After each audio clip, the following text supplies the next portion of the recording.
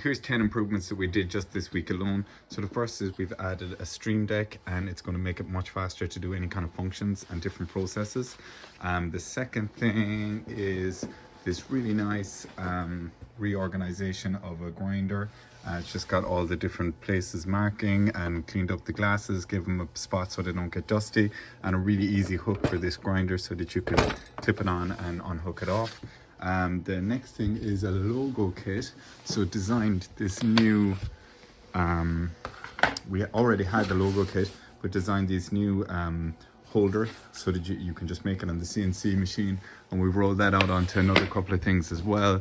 So for example, our calculator and punch just comes straight off on with this guy, and so does our stationery box, and it makes it really easy to grab them and go.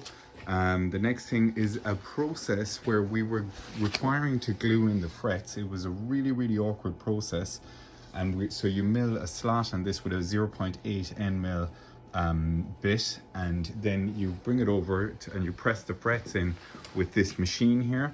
But in the meantime, you would have to glue each fret in place, and you would have to clean all the excess glue with these little cloths and use acetone to clean it off.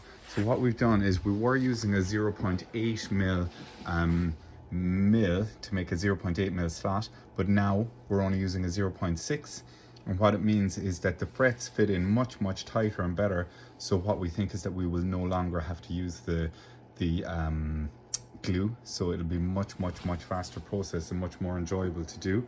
The next thing is when we drill these, so you can see this bit here is a 0.8 N mil bit, and it drills all these teeny little holes at the end of the fretboard, if you can see them there. Sometimes the bit breaks, so in this one I have it marked here because it actually broke here, and then you would have to drill the rest of the holes, but it was really awkward to drill them because you had to make custom tool paths, and it was a super complicated process. So what we did was we made a much more streamlined process where you go in, if you break a bit, you go into the special folder here and you just pick, so you count the number of frets. So this is around, let's say, fret 15 on the right hand side, and you just find 15 on the right hand side and you run that tool path, and it'll do all the rest of them, and it makes it much easier to do. The next thing is we reorganized a cutting board here. So this cutting board was in a really bad place and it was awkward to get off the wall, so now we have it. When we want to do these operations that we use this, you just grab it like that. It also fits into a tool stand, and we pop it back on like this, and we have all of our sandpapers that we use on that cutting board, so it makes it much easier, and they're all nicely labeled, so you can hear these are the 80 grit, the 120 grit, the 220 grit, and then all the other ones. And then the next thing was a process. So we used to always take this, we use it for routing the heel of a guitar, so this along here before this neck goes on, and we used to always take this right out and put it into the tool stand. So you would have to do a kind of a more complicated setup, set it into the tool stand and then do the process. But now what I do is I just leave it in the dock here.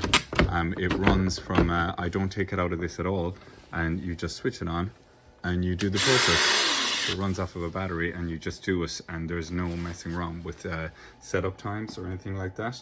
The next thing is a compressor light.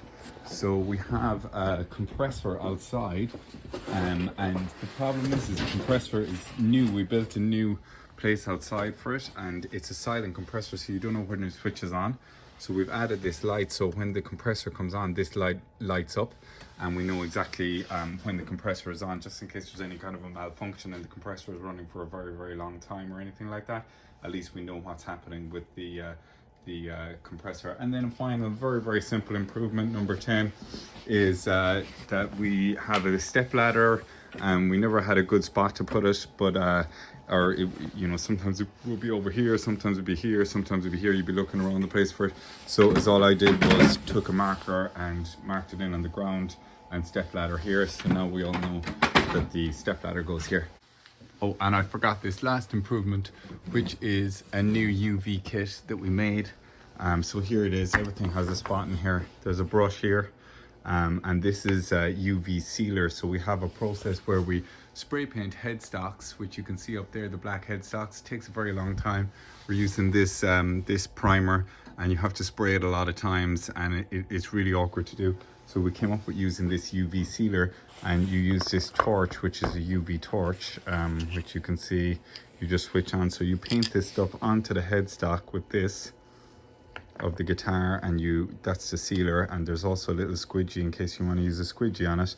I have my little glove here because it's kind of like sticky stuff, and then you use your UV light and it makes it go off. You put that on the headstock and it goes off in about maybe 30 seconds, and then you grab this guy and you flatten it. This is like a sandpaper, and you flatten the headstock, and it's much faster process. We're just getting used to it, but I think it's going to give us great results over time.